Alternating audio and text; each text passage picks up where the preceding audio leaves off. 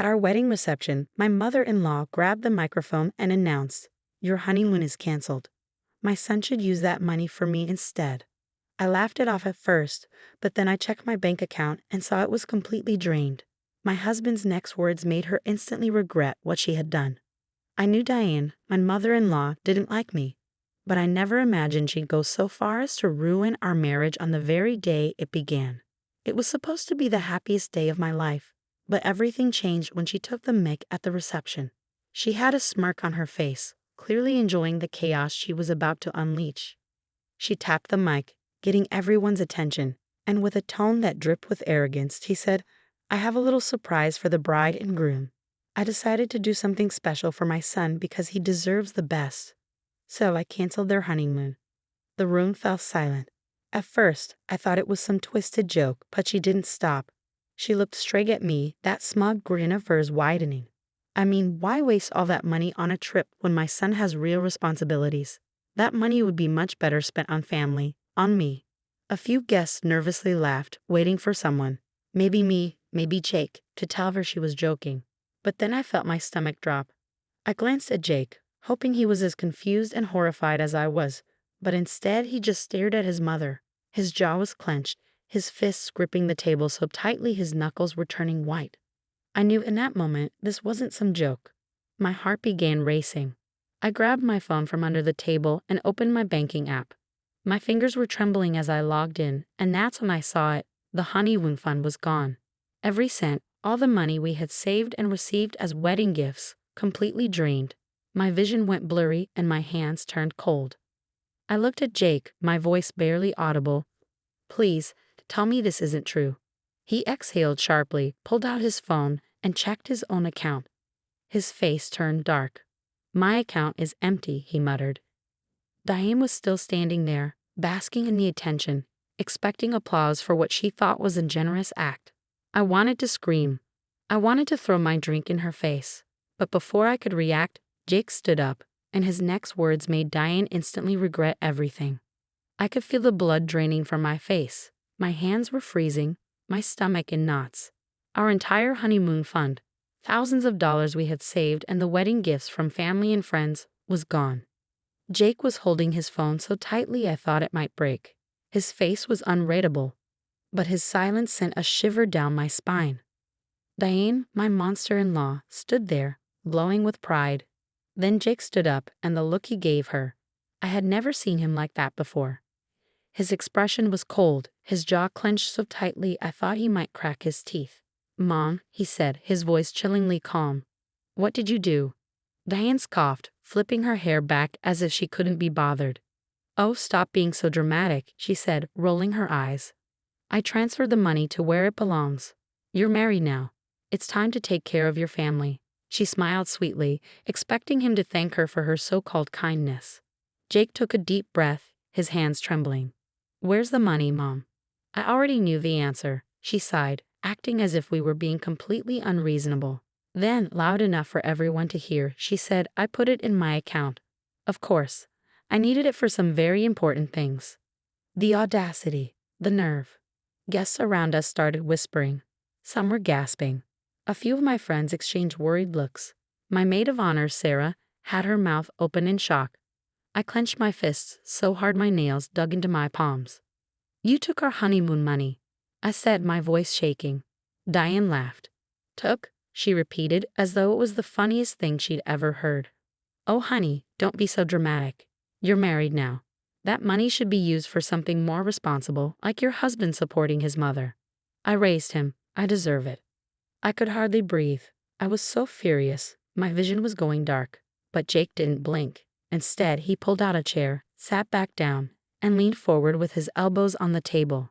His voice was dangerously calm when he said, "Mom, I want you to tell me exactly what you spent our money on." Diane smiled like she thought she had won. "Well," she said, counting on her fingers, "I paid off some of my credit card bills. Then I put a deposit on a new car. You know, I've been wanting that luxury SUV for a while. Oh, and I booked myself a vacation, a cruise, actually. You'd be so proud of me, honey. I got the penthouse suite." She said it so casually, like she hadn't just stolen our honeymoon and replaced it with her own indulgence. Jake exhaled through his nose, his fingers tapping the table. Then, to my shock, he smiled. But it wasn't a happy smile. It was the kind of smile you see just before everything falls apart. "That's great, Mom," he said slowly. "That's really, really great." Diane hesitated. "What? What do you mean?" Jake leaned forward. "It's fantastic to know that you spent money that didn't belong to you, because that means we have a problem, right?" The room fell into complete silence. Jake calmly reached into his pocket and pulled out his phone. He tapped a few times on the screen, then turned the phone around so Diane could clearly see what he was doing. He was calling the bank. "Hi," Jake said, keeping his gaze locked on Diane. "I'd like to report fraudulent activity on my account." Diane's confident expression vanished. Her eyes widened in shock. "Jake, what are you doing?" she demanded, voice shaking. Jake didn't acknowledge her. "I'd like to dispute several unauthorized transfers," he continued, his tone steady. He paused, listening for a moment. "Yes, I know exactly who did it. I have the name and account number right here." Diane shot up from her seat, nearly knocking it over in her haste. "Jake, stop, you can't." "Oh, I can," Jake said, still smiling, though it wasn't a pleasant smile. "You see, Mom, you're not authorized to access my account. So you stole from me, and banks don't take kindly to fraud." Diane's face turned a deep shade of red. The guests started murmuring, some even pulling out their phones to record the scene. Jake tilted his head slightly. "I wonder how the bank will handle this," he mused, "especially when I mention the cruise you booked with stolen money." Diane's gasp echoed throughout the room. "Jake, I'm your mother. You can't." "I can," Jake said flatly. The whole room was watching now, and Diane seemed to realize, for the first time, that she was utterly alone in this situation. She glanced around, panic creeping onto her face. But Jake wasn't done. He turned to me, squeezed my hand, then faced his mother again. "By the way, Mom," he said, his voice deceptively calm. Diane's eyes darted nervously. "What?" she asked, clearly unsettled. Jake's grin widened. "Remember that prenuptial agreement you told me not to sign? The one you insisted was ridiculous and unnecessary." Diane blinked, then quickly answered, "Of course, I remember." Jake's smile grew even wider. "Well, I signed it anyway." Diane froze. It was as if time had stopped. I almost thought she was going to collapse. Jake shrugged nonchalantly. "And guess what? One of the conditions in it is that our accounts remain separate," he added, gesturing toward my phone. "Which means, not only did you steal from me, you stole from my wife too." The color drained from Diane's face. In that instant, she understood that she wasn't just dealing with her son anymore. She was facing both of us.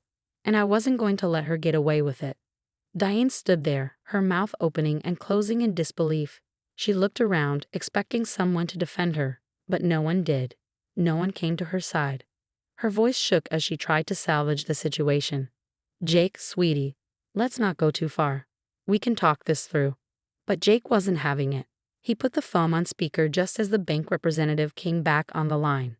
"Sir, we flagged the unauthorized transactions. Since the recipient's account is under a different name, we can escalate this as fraud. Would you like to proceed with a full investigation?" Diane lunged at Jake's phone, trying to grab it from him. "Jake, stop. We can resolve this peacefully." Jake leaned back in his chair, his voice chilling. "Yeah, go ahead and proceed." Diane gasped, her eyes wide with horror. "You wouldn't do this to your own mother." Jake didn't even blink. "You already did this to yourself." The bank representative continued. "Understood, sir. We will reverse the charges and notify the authorities. There will be a temporary freeze on the recipient's account while we investigate. If this case is confirmed as fraud, legal action may be taken." Diane shrieked in a panic. "Legal action? No, don't let them do this." But Jake wasn't done with her yet. "Oh, don't worry, Mom," he said, dripping with sarcasm. "I'll make sure you won't get arrested. Yet." He smirked. "But the money? That's gone. You won't see a single cent of it." I could feel the satisfaction radiating off Jake as he watched Diane's face twist with rage. But what she did next completely caught me off guard. With wild, frantic eyes, she turned to me. "This is your fault," she screamed, her voice full of venom. "You poisoned my son against me. He never would have done this before you came into his life." I held my ground, my voice steady despite the chaos unfolding around me. I didn't make you steal from us. That was all you. Diane looked around frantically, searching for someone to back her up. But all she saw were eyes filled with judgment, her face twisted in desperation, and then, like a switch flipped, she suddenly smiled. It was a slow, chilling smile that sent a shiver down my spine. Fine, she said sweetly. If I can't have the money, then neither will you. Before I could react, she pulled out her phone and started typing furiously. My heart raced. What are you doing? I demanded. She grinned wickedly, her eyes glinting with malice. Oh, just making a quick phone call, she said. I may not have access to your bank accounts anymore, but I still have a few tricks left. She hit the call button, and when she spoke, her voice was sickly sweet. Hi, this is Diane. I need to report a stolen credit card. I felt my blood run cold.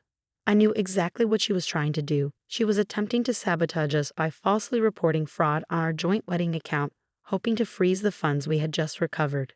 I lunged forward, ready to stop her, but Jake was quicker. He snatched the phone from her and put it on speaker.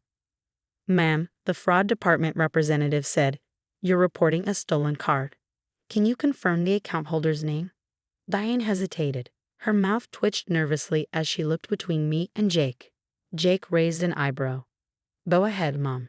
Tell them whose account you're reporting stolen. Diane swallowed hard. Oh well, it's my son's account. The bank rep cut her off. Ma'am, unless you are the primary account holder, you cannot report fraud on this card. False reports will result in legal consequences. Diane's face drained of color. She glanced around the room, realizing she had just made everything worse for herself.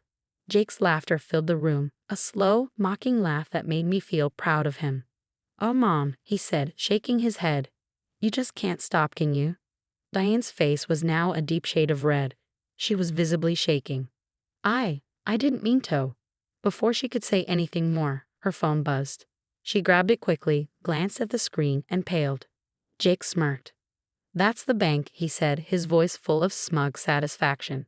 She didn't pick up. She didn't have to, because at that moment, a family friend stood up and cleared his throat.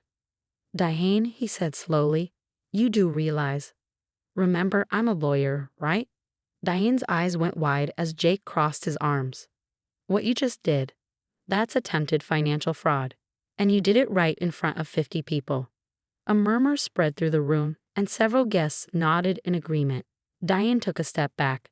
I wasn't. The lawyer raised a hand, silencing her. Save it. You better start owning up to this before it gets any worse. Diane spun toward Jake, desperation in her voice. Sweetheart, you're not really going to let them do this to me, are you? Jake gave her a long, hard stare before smiling. You did this to yourself. Diane let out a strangled cry. Jake, please. Jake shrugged, unbothered. Enjoy your vacation, Mom. It may not be a cruise, but I hear jail cells come with a nice view. Diane's face crumpled, and in that instant, it was clear. She finally realized she'd lost. She stood frozen, drained of color, hands shaking. The reality hit her. She had lost control. But she wasn't finished yet. Come on, she scoffed, trying to laugh it off. This is ridiculous. You're seriously going to ruin your wedding day over a small misunderstanding. I'd had enough. I stepped forward. A misunderstanding. My voice wavered, not from fear, but from fury. You stole from us. You took our honeymoon fund, spent it on yourself, and tried committing bank fraud in front of 50 witnesses. That's not a misunderstanding. That's a crime. Diane's forced smile twitched. But I wasn't done. You keep acting like we owe you something, I snapped, my voice rising. Like your son's money, our money, belongs to you. Well, guess what, Diane? I tilted my head. It doesn't.